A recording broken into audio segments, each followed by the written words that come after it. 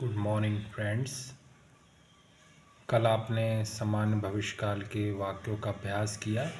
आज कुछ सामान्य भविष्यकाल के बारे में और जानकारी प्राप्त करेंगे। सामान्य भविष्यकाल के बारे में कुछ और जानकारी।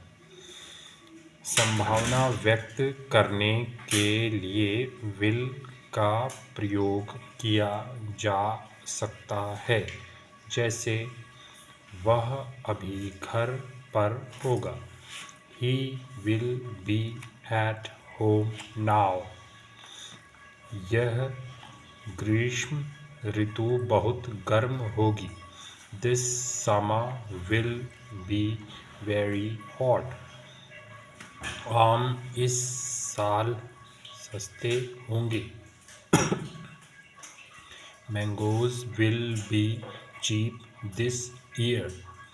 वर्तमान काल की आदत व्यक्त करने के लिए अथवा कोई क्रिया हमेशा होती है, यह दर्शाने के लिए साधारणतः सामान्य वर्तमान काल का प्रयोग होता है, लेकिन अभी कभी ऐसी क्रिया व्यक्त करने के लिए, विशेषतः जब क्रिया की अपेक्षा कर्ता की विशेषता पर अधिक जोर हो, सामान्य भविष्यकाल का भी प्रयोग किया जा सकता है, जैसे वह सिर्फ अपने पिता की ही सुनेगा।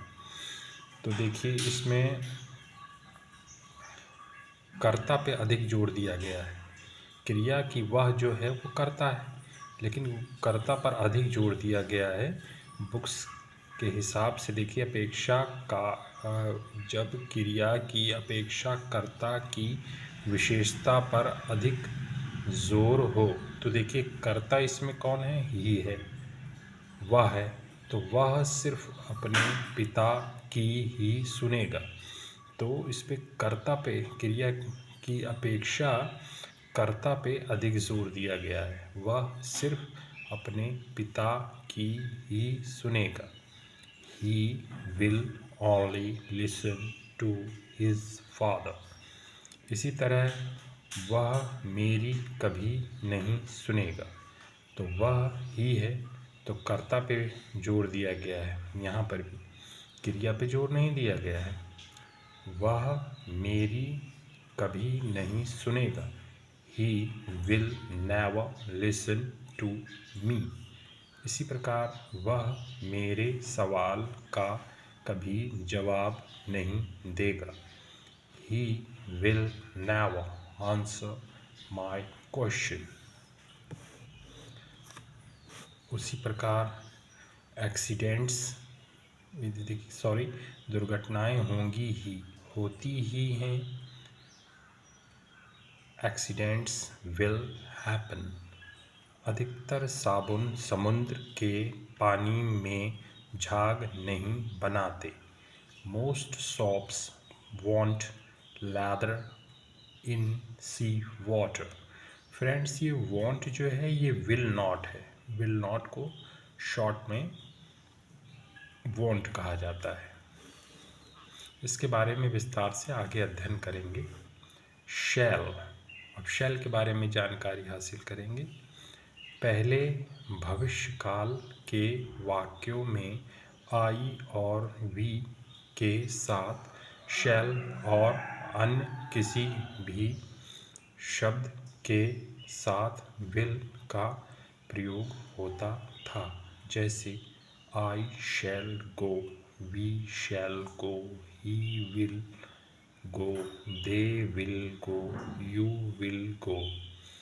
परंतु आजकल आधुनिक अंग्रेजी में आई और वी समेत किसी भी शब्द के साथ विल का प्रयोग अधिक प्रचलित है।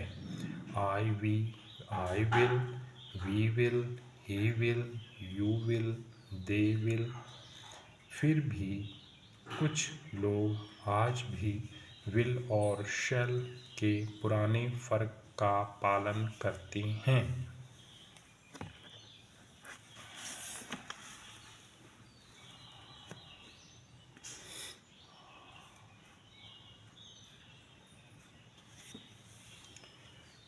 इसके अलावा शैल का प्रयोग कुछ पूछने के लिए प्रश्नार्थक वाक्यों में आई और वी के साथ शैल का प्रयोग किया जाता है।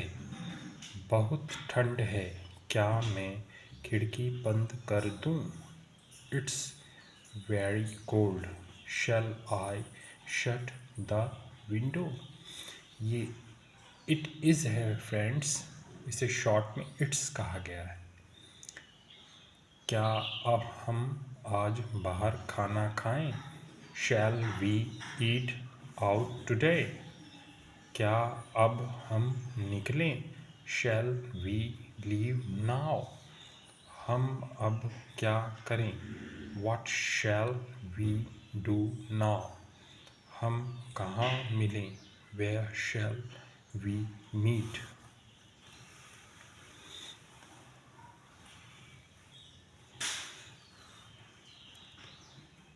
मैं आपको स्टेशन छोड़ दूं? Shall I drop you at the station? इस बक्से को उठाने में मैं आपकी कुछ मदद करूं?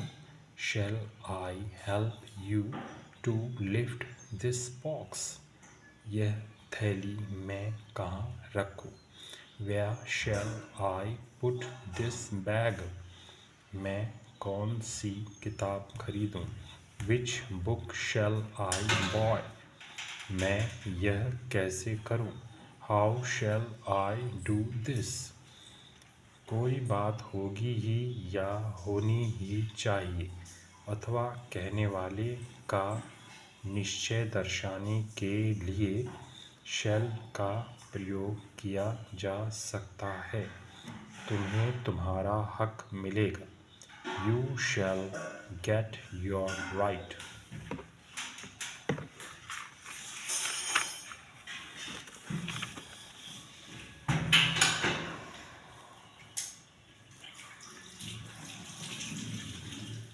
उसे वहाँ जाने की अनुमति मिलनी ही चाहिए या मिलेगी ही। She shall be permitted to go there. चिंता मत कीजिए, मैं आपको लेने के लिए स्टेशन पर रहूँगा। Don't worry, I shall be there to receive you at the station. मैं उन्हें यहाँ नहीं आने दूँगा, वे यहाँ नहीं आ सके, इसका मैं ध्यान रखूँगा। They shall not come here. आज के लिए बस इतना ही फ्रेंड्स। आशा करता हूँ कि आपने जो नोटबुक बनाई होगी आज आप शैल का अभ्यास करेंगे